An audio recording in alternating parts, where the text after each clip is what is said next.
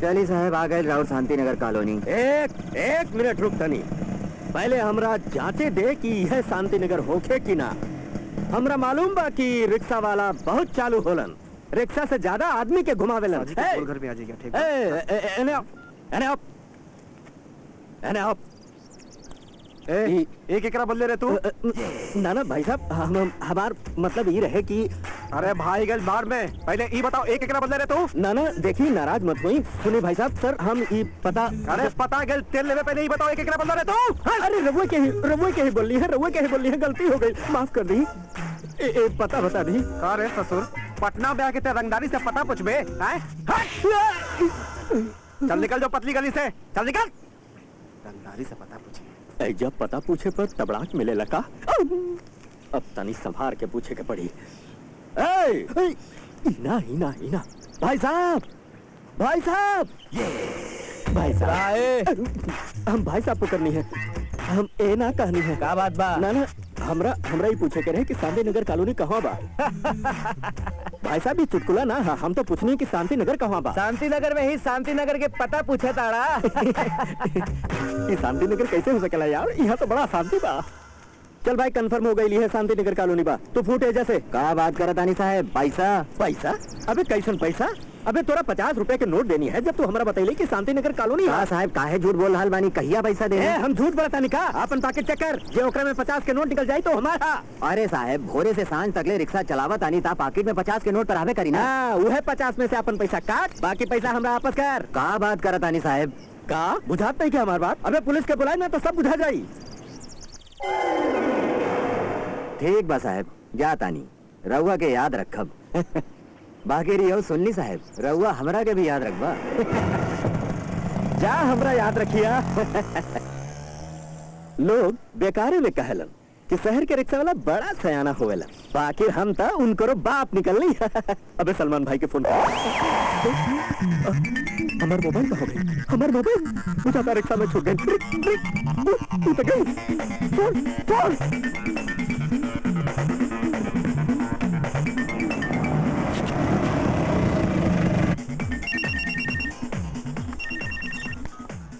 Hello, ए rickshaw वाला, हमार mobile तहार रिक्शा में छूट गई बा। अब तू जहाँ भी बाड़े अपन रिक्शा के घुमा के आपस हो जा, आ जा जहाँ तू हमरा छोड़ने वाले। बौला रहा बानी का?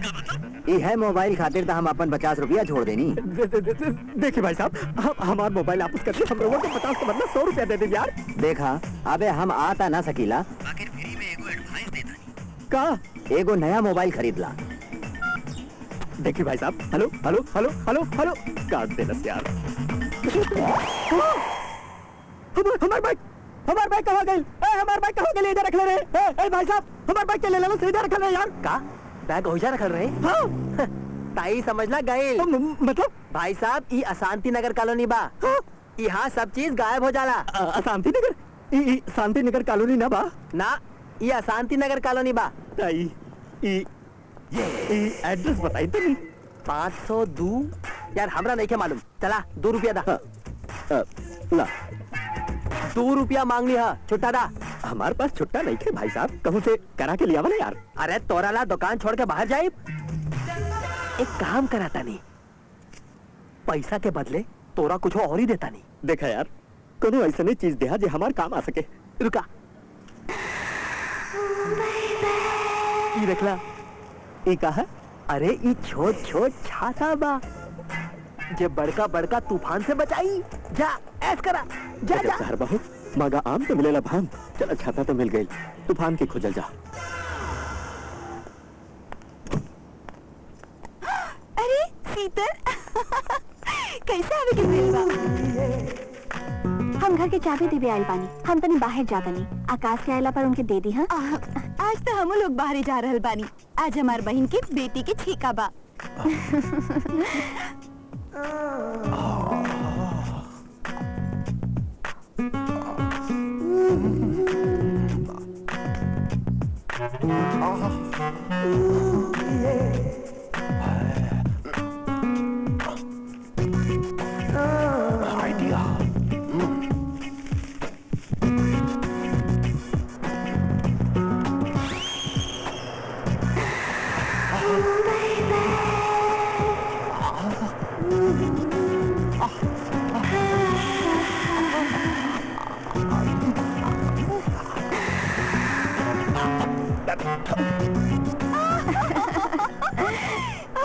fun. Bye. Have fun. Thank you.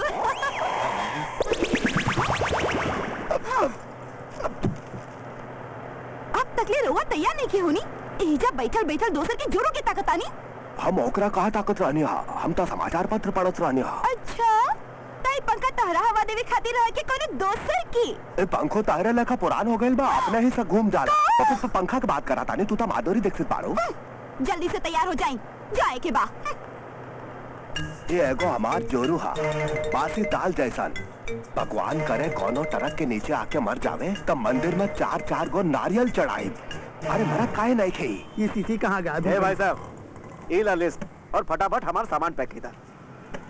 भाई साहब हम रउआ से ना एगो बात कहल चाहता नहीं का देखी माइन जिन करी ऐसा होला कबो कबो हो जाला नाराज जिन हो जा रउआ बाहर गल रही ना तर और बीवी ये दुकान से ना 4-4 पैकेट कंडोम ले गई रही इतना सा बात बतावे खातिर इतना बड़ा भाषण दे देला हमार जोरू कमाल के बाड़ी हमार बहुत कहना माने ली।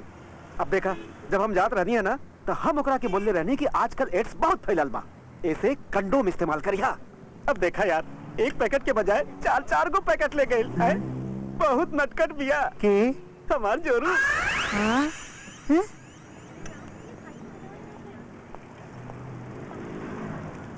गुरु हाँ हाँ गुरु माल आ रहल बा माल आ उहु एकदम कमाल केने हो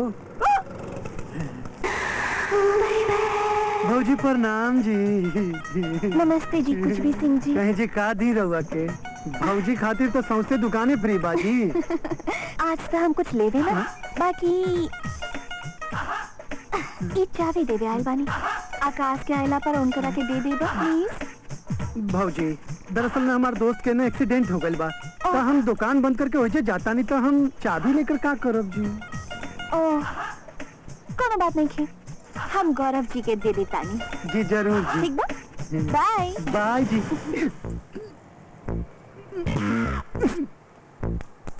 ओ भौजी हाँ राउत 5 रुपया के सिक्का गिर गइल बा उठा लीजिए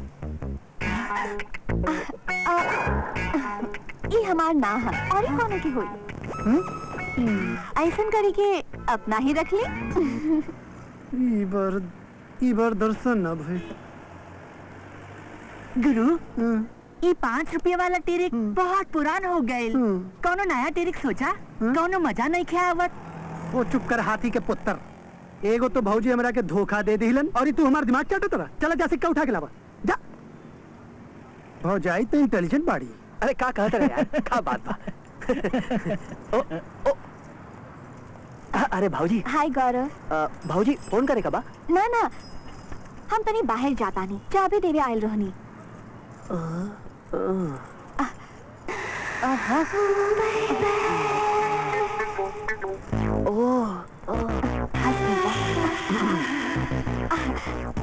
आकाश आई है तो उनकरा दे देबा हाँ ठीक बा भाऊजी ठीक ना ठीक बा जातनी भाऊजी फिर बाय मिली। के रहे ही नया आइटम पहले तो कबो ना देख ले रही यार हमारे को दोस्त बा आकाश ओकरे जनानी बाड़ी का बात करा तरे वो फिर शादी कर लेलस हाँ यही हीरोइनी से शादी भइल हा दूसरा शादियों में ऐसा माल गौरव एक बार एकरो ट्राई करना पता ना काहे यार बाकी ई ऊ टाइप के औरत नहीं थे का बतिया तरे यार एक दिन मौका देख के ओकरा धर ले सच्चो अगर कुछ न बोलस ता समझो काम हो गई और ही चिल्ला दी था ता तू हो चिहाड़ के बोल दी है भौजी डरा गई भौजी डर गई हम तो मजाक करत रहनी हम तो रहुआ की डरावत रहनी आइडिया बढ़िया बा ट्राई करे के चाहिए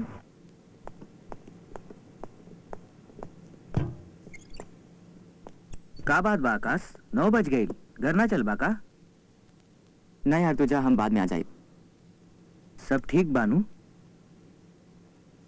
कुमार आज के दिन ही अपनी पहली पत्नी से पहला बेर मिलनी है बस कुछ देर और वही याद संग बितावे चाहता नहीं तुझा हम आ जाए नो प्रॉब्लम डियर तुहार ज्यादा परेशान भइला ठीक नहीं के टेक केयर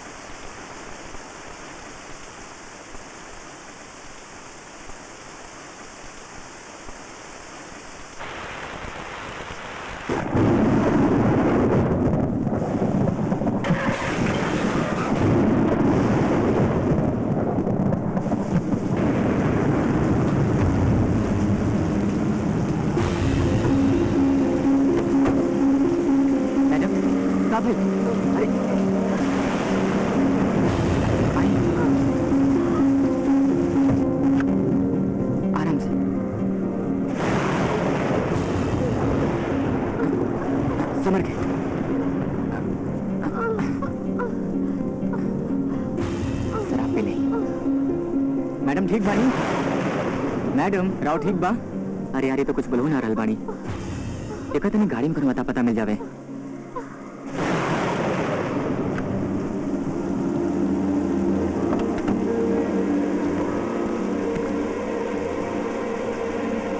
ये ज्यादा कुछ नहीं थी।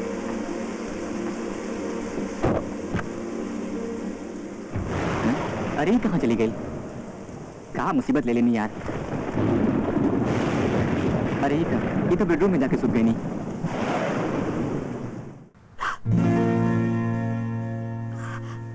ओह माय गॉड, तू क्या हमार बेडरूम में क्या करेला? चोर चोरे हा तू। अंकल अंकल जल्दी आई। एक्सक्यूज मी, ये तो हार ना हमार बेडरूम बा। का?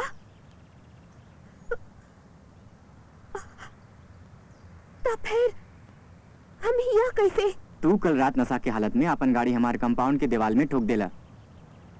ये तो बढ़िया भइल, तू ठीक जगह पहुंच गइलू, ना तो कोनो बहुत बड़ी मुसीबत में फंसकत रहू। ना, हम बहुत लज्जित बानी, प्लीज। इट्स ओके, हमार नाम आकाश बा। अरे हमार नाम दीपल। कल रात हम एगो पार्टी में गइल रहनी। ओहिजा केहू कोक में शराब मिला देलस। हम कबो ना पीले रहनी ना, ता बड़ा अजब लगे लागल। आई एम सॉरी, हमरा चलते रहुआ के बहुत तकलीफ उठावे पड़ गई। ना ना कोनो तकलीफ ना। राउर चाय पियब का? ना थैंक्स, अंकल घरे बहुत परेशान हुए हैं। अब हम जाते नहीं। ओके। अरे हमार कपड़ा के बदल देलस? हम ही। का कहा? तू मतलब तू हमरा पूरा? I am sorry the people. देखा दीपल, हम तो हर कपड़ा जरूर बदलनी, बाकी वो घड़ी हम अपन आँख बंद कर ले रहनी। हम जानत तानी कि एक लड़की की इज्जत का होला। देखा तू भेजल रहलू, बीमार पड़े के डर रहे और नशा के हालत में भी रहलू, ये ले हमरा मजबूरी में तोहार कपड़ा बदले के पड़ गई। बाकी तोहार छुअत घड़ी हमार दिल में कोनो खराब विचार न रहे। Just believe me. तू हमरा घर पहुंचा देवा प्लीज।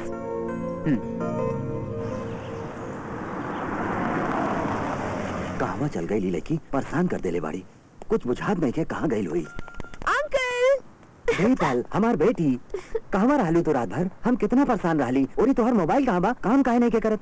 हमार मोबाइल भुला गई रहे और देरी हो गई रहे तो हम नीता के घरे रुक गई रहनी।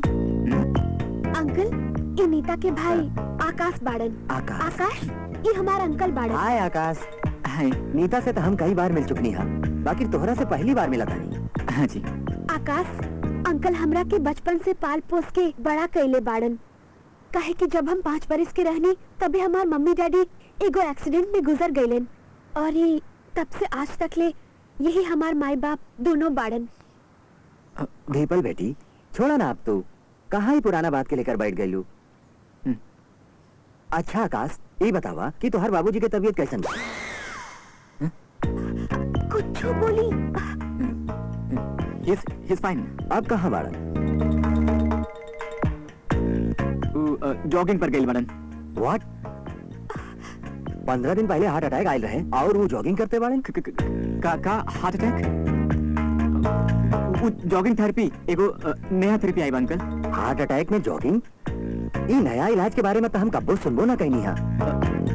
हम कहाँ से जानत रहनी अंकल? ये नया तरह के इलाज बा जॉगिंग थेरेपी और ये पापा पर ही आजमा हो जाता। अच्छा अब हम चलता नहीं अंकल, उनका हॉस्पिटल ले जाएगा बा। ओके अंकल बाय। अंकल हम आकाश के छोड़ के आवत आनी। आकाश आकाश सुना, आज सांझ के का करते बानी? सांझ के एगो मीटिंग बा। मीटिंग बा तो ठीक बा, अब सब मीटिंग कैंसिल कर दी।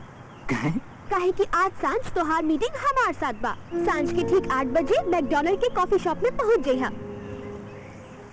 ओके बाय बाय।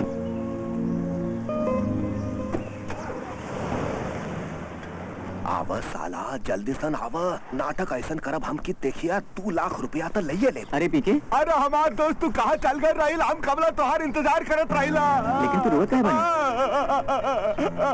बहुत तकलीफ में बाने। ऊ जो हमार साली का 8 बरिस के बेटा हा, वो बहुत बीमार हा। ओकर इलाज खातिर 2 लाख रुपया चाहिए। यदि कल तक ले ऑपरेशन ना भइल पीके रोल बंद करे, रोल बंद करे पीके। हम बहुत चाहता ने ओकरा, बहुत प्यार करा ताने। भगवान ओकरा बचा ले।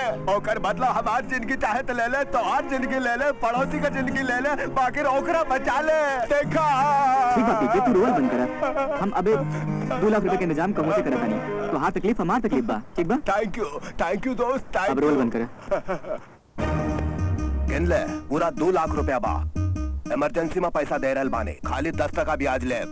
ठीक बा, थैंक यू। Thank you. अपन पाप क्या बोलिए, पहले ही कागज पर साइन कर। और ये बेर हम तो हर घर गिरवी रखा ताने, यदि टाइम पे पैसा ना लौटाई है तो तुम्हारे घर के अंदर घुस के कब्जा कर ले। बैन निकाला, साइन करा, तने जल्दी करा, जल्दी। गंजू पटेल तेरी खोपड़ी